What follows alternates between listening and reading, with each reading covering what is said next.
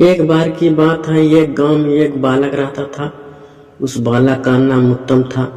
उत्तम के पिता अपाहिज थे। उसकी माता गांव के बच्चों की प्राथमिक शिक्षिका थी। वे अपना घर भी संभालती एवं गांव के बच्चों को भी पढ़ाती। उत्तम जब बड़ा हो रहा था, वह इतना समझने लगा था कि घर का सारा बोझ उसकी माता पर ही है। वह अपनी माता के बोझ को बांटना चाहता था।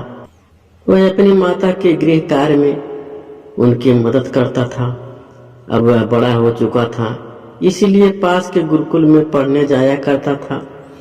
एक दिन उसकी कक्षा में उसके गुरुजी ने बच्चों को बताया कि अच्छे कर्मों का अच्छा फल मिलता है और बुरे कर्मों का बुरा फल मिलता है। उत्तम के दिमाग में यह बात बैठ गई। उसने अपनी माता से पूछा, माँ क्या सच में अच्छे कर्मों का अच्छा फल और बुरे कर्मों का बुरा फल मिलता है? माँ ने उत्तर देते हुए कहा, हाँ बेटा। फिर उत्तम ने पूछा, माँ तो हम लोग तो सदैव अच्छे कर्म करते हैं, हमें फल कब मिलेगा?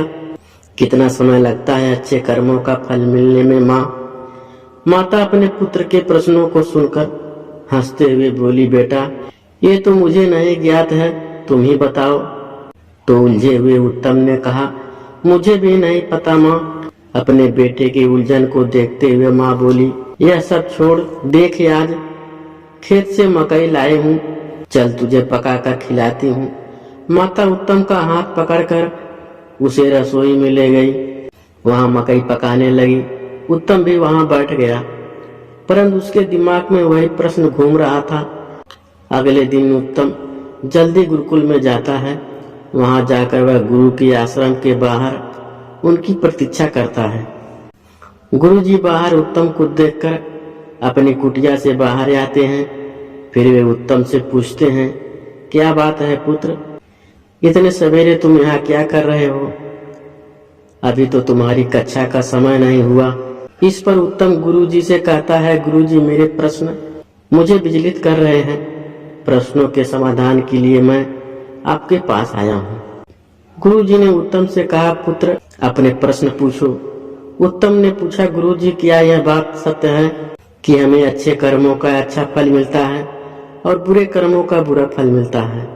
गुरुजी ने असहमत जताते हुए हाँ कहा। हाँ सुनने के उपरांत उत्तम ने दूसरा प्रश्न पूछा, गुरुजी अच्छे कर्मों का फल कितने दिन में मिलता है?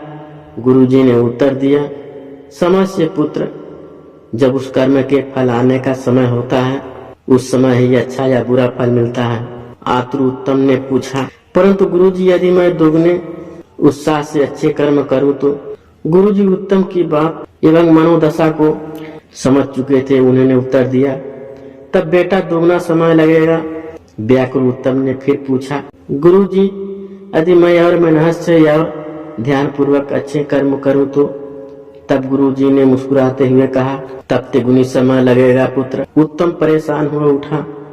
उसने गुरुजी से कहा, गुरुजी मैं जितनी अधिक मेहनत कर रहा हूँ अच्छे फल पाने की, यह अच्छा फल उतना दूर क्यों चला जाता है? गुरुजी ने मुस्कुराते हुए कहा, पुत्र क्योंकि तुम्हारा ध्यान फल पर है, कर्म पर नहीं। उत्तम कहता, मैं समझ नहीं पाया गुरुजी। गुरुजी ने कहा, मेरी बात ध्यान से सुनो पुत्र, तुमने कितने भी अच्छे बीज बोए हो और तुमने कितनी भी अच्छी खेती की हो, जब फसल आने का समय होगा तभी मिलेगा कि फसल अच्छी आएगी या खराब। तुम कितने भी अच्छी खेती कर लो, समय से पहले फसल नहीं आती। तुम कितनी भी बुरी खेती कर लो, समय से पहले बुरी फसल भी नहीं आती। वैसे ही पुत्र कर्म का फल तो तभी मिलता है जब कर्म के फलित होने का समय आता है।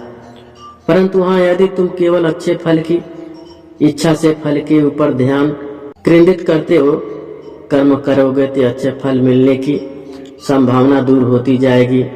उत्तम ने गुरु की बात सुनकर फिर पूछा, परंतु ऐसा क्यों गुरुदेव? गुरुजी ने उत्तम को समझाते हुए, पुत्र क्योंकि तुम्हारा ध्यान अच्छे कर्म पर है ही नहीं, फिर तुम अच्छे कर्म अच्छे से कैसे करोगे? तुम्हारा ध्यान अच्छे फल पर है, इस कारण तुम अच्छे कर्म करने से चूक जाओगे। उदाहरण के लिए मैं तुम्हें बताता हूँ, यदि तुम यह सोचकर पढ़ाई करने बैठोगे कि मैं अपनी कक्षा में प्रथम स्थान पर आऊंगा और सदा यही सोचते रहोगे, अपने फल के बारे में चिंतन करते रहोगे, तब कक्षा में प्रथम कैसे आना है उस मार्ग से तुम्हारा ध्यान भटक जाएगा।